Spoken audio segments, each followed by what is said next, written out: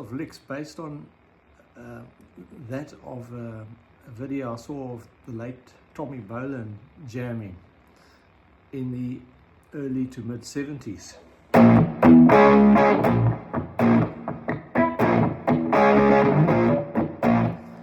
Which raises my hypothesis. Do you agree with me or not that music 50 years ago was a lot easier to play? Gee, I wish I had the right gear and the knowledge I have now, because I feel strongly that it was a lot simpler those days. I know I'm going to get a lot of disagreements, but consider Tommy was playing a B flat power chord, a B flat 5, B flat and the fifth, the power chord, and then he was playing the minor third, the C sharp power chord, 3 frets away, also found there on the A string, on the D string, and then he simply, in the thing that I watched, went and played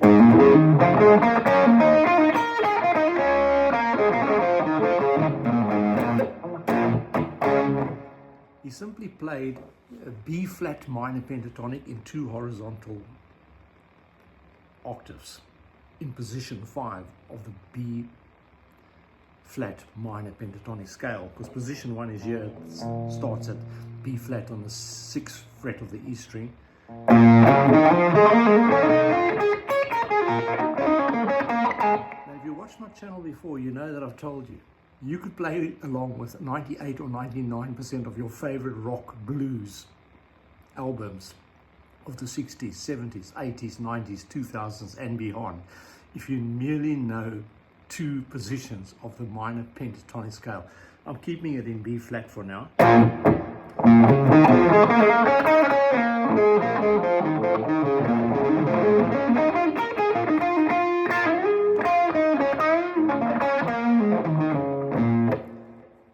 I've only used position 5,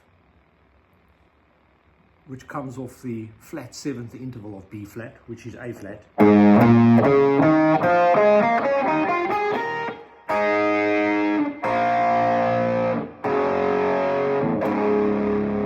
how much more? Those are double stops.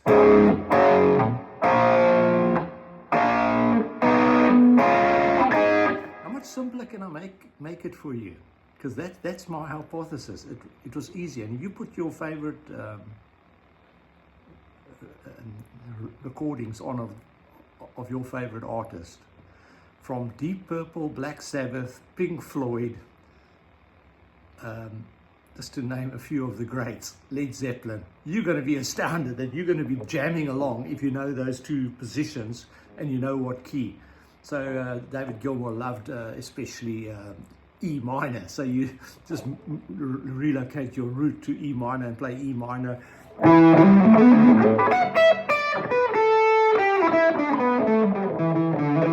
you'll quickly figure out. And likewise Jimmy Page, A flat, A minor should I say.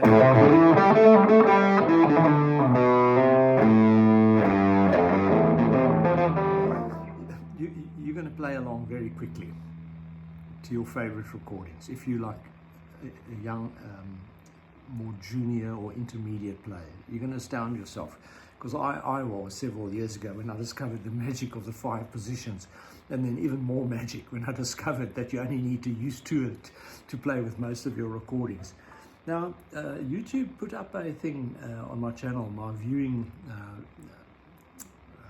preferences over the last 12 months, and I reckon the creators of YouTube must be concerned about me, having watched something like 752 hours apparently the last 12 months, because I do it when I'm driving in the traffic and all sorts of times, very early in the morning as well, with my earphones in. And what I will tell you is that in the last 3 to 4 weeks, I've been listening to my absolute amazement, classical music. And it's going to bring me to talk to you about this sort of thing.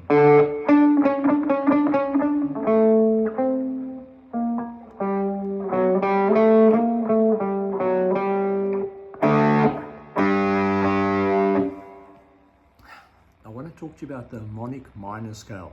But firstly, I'm going to talk to you about the natural minor scale so that we can build up your knowledge.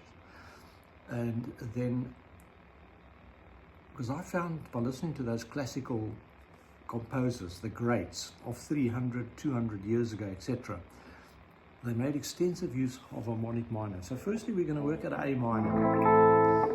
The A natural minor is the root, second, flat third, fourth, fifth, flat six. Now note that the flat six is directly below the minor third. The minor third, minor six, flat third, flat six, and the major third and the six. So if you want to know where the six is, if you'll have that, okay? Just remember, because I want to talk to you about intervals. Okay, so root second, minor third, fourth, fifth, flat six, flat seventh, back to root. Now harmonic minor simply starts on what they refer to as the raised seventh, on the G sharp note, the note below, or A flat if you're going backwards. Just the note below the root.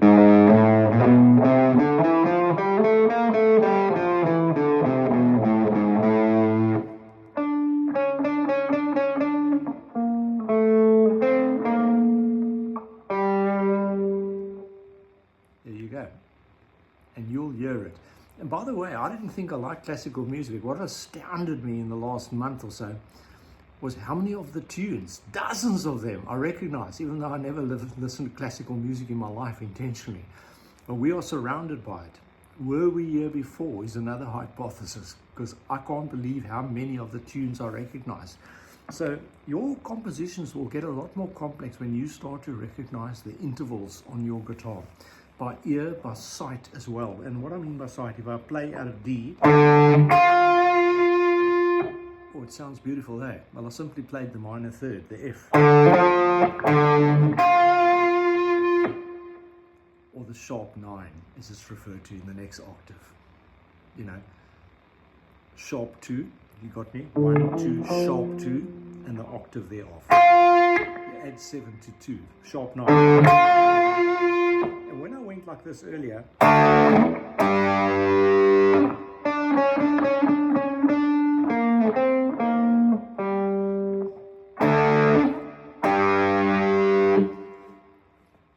from a D to a G. Now, if I'm calling G major my root chord of my chord sequence, the D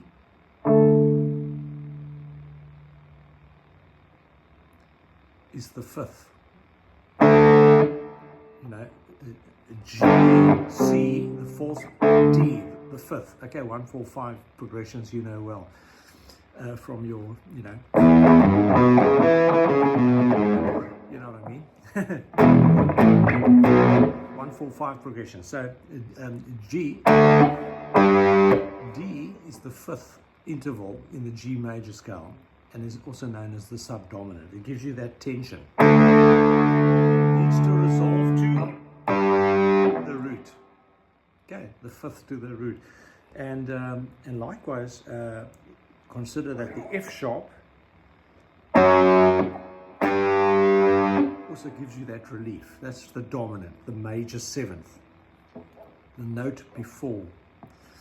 So I know you're getting confused now by but don't be. It's just that in harmonic minor it's referred to as a raised seventh. What's the major seventh is another name for it, but it's normal. But when you're going up and when you're going down, it's the raised seventh. Okay, so there you go.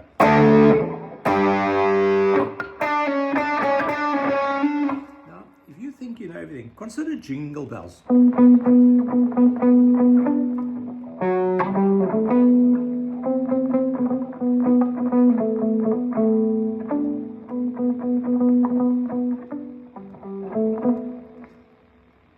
You should play some of these classic tunes, like Happy Birthday.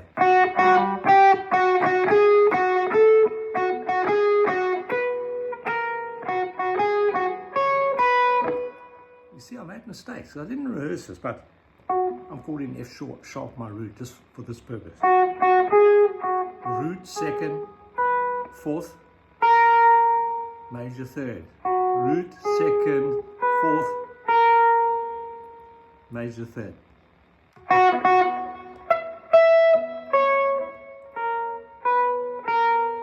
Flat seventh, etc. So get to know your intervals. Now I just want to show you a few tricks. I've shown you the minor third and the minor six or flat six. Major third and six is directly below it. I've also shown you A to F is a six. And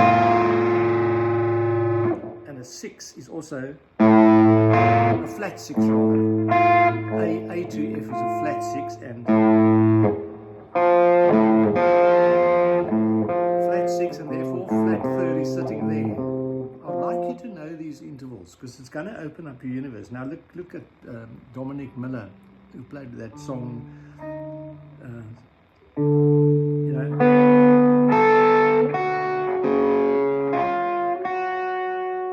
Think of the intervals in terms of the D major scale. D major 6, perfect 5th, major 3rd, raise 7th, the F to a D, the minor 3rd. Magic, eh?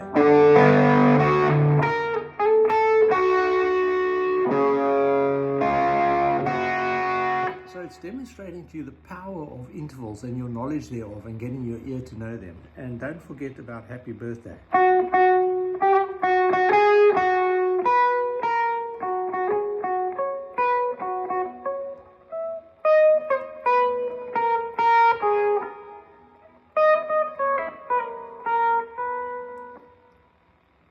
Once you remember the intervals, you'll see it'll be easier for you.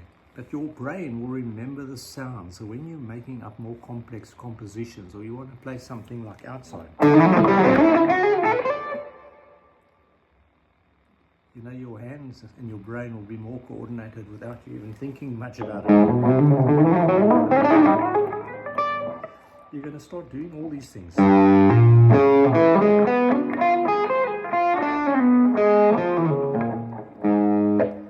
As if some magic is taking place. Slowly, if you look at some of my jams, it's slowly happening. And I'm not the world's best technical executor by any means, so, but I'm just showing you how I'm going about it. So love it or leave it, you know.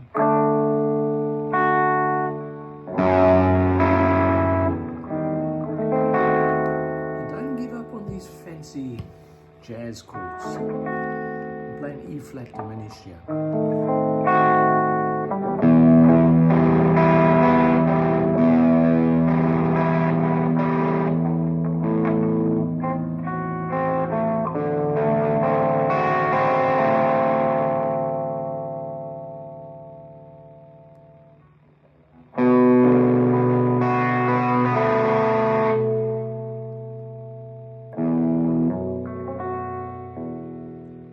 Sharp minor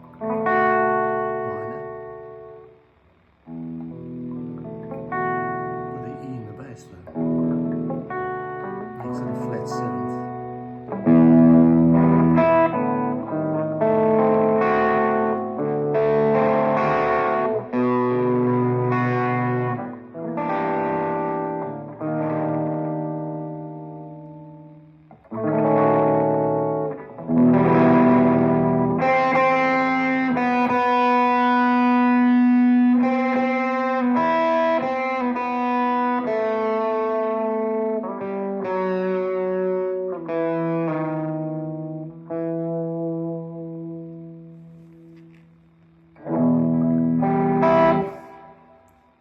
Playing with intervals, unrehearsed, because my brain is starting to connect with the sounds and the theory.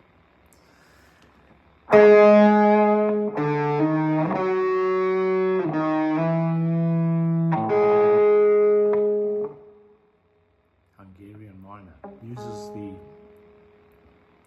flat 5 interval.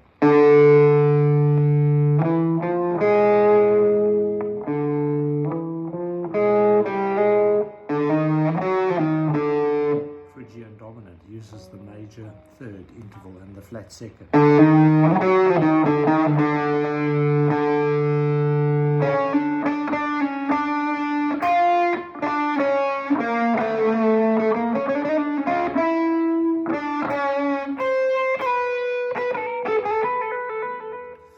So I'll leave it to you to go figure out.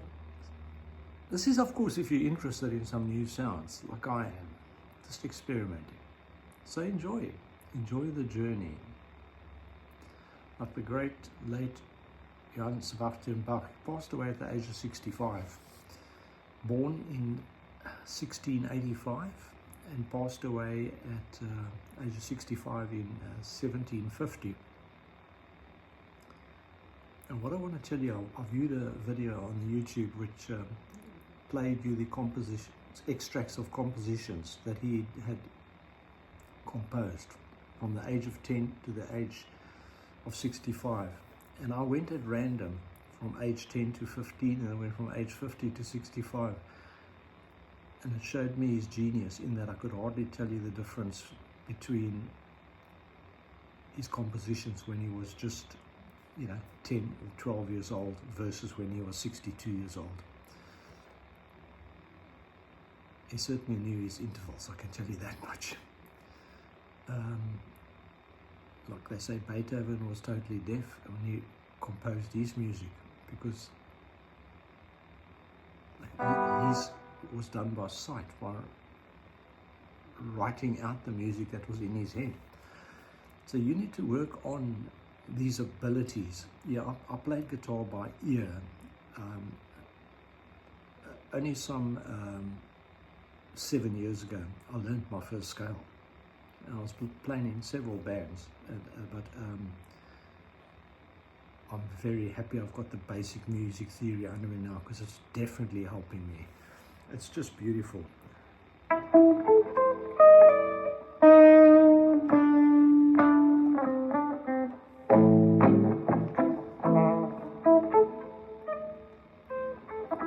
It's started with Tommy Bolin, ending with Tommy Bolin.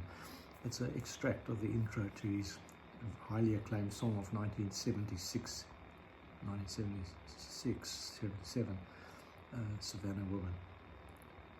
But you see, I used to play it by ear when I was a teenager. But now I look at it in terms of intervals. I'm playing out an A minor, so I'm starting on the fifth, and I'm going to an A note to the root. I'm going to C, a minor third, then a major third, a major seventh or the raised seventh to the flat seventh, to the C. Sorry, the C is the flat six of E. You know what I know?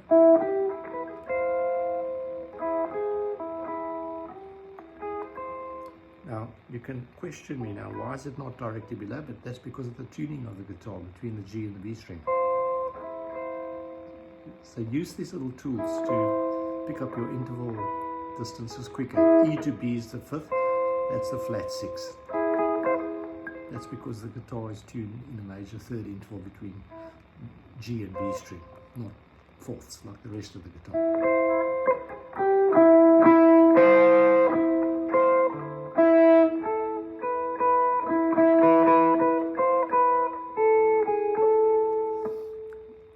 I'm toying with the intervals now. Sit down and do it, and do it often.